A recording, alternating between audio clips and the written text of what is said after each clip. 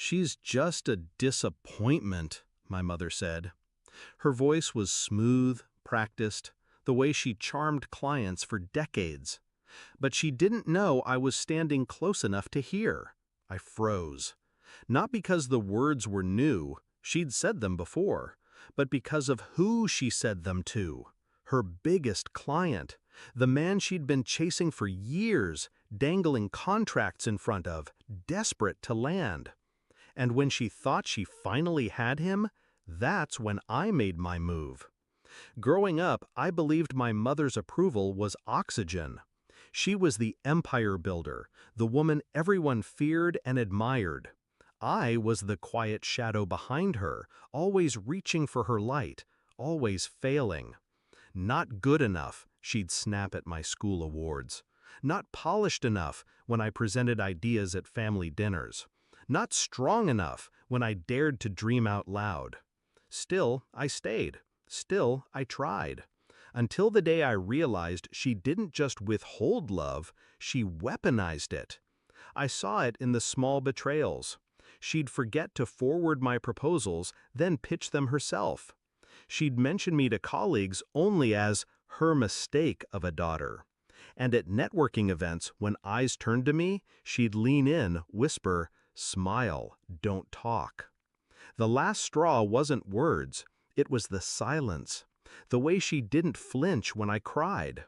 That was when I stopped trying to be her daughter and started planning to be her downfall. I built my own company in the shadows, quietly, carefully, registered under a different name, kept my ownership buried. While she chased prestige, I chased efficiency. While she begged for investors, I courted the ones she ignored.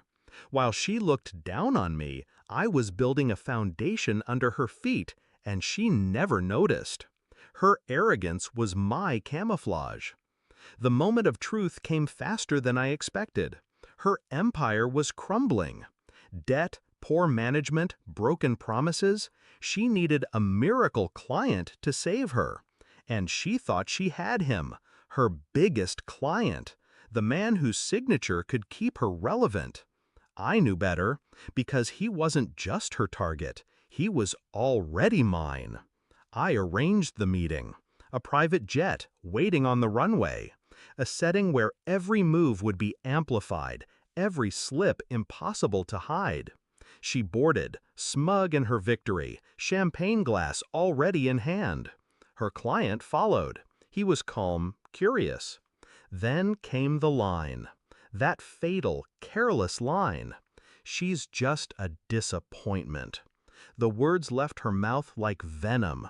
He turned, looked at me, and in that silence, the trap snapped shut.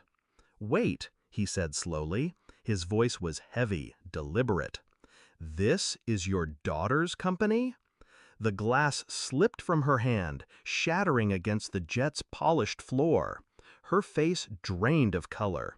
Because in that instant, she understood.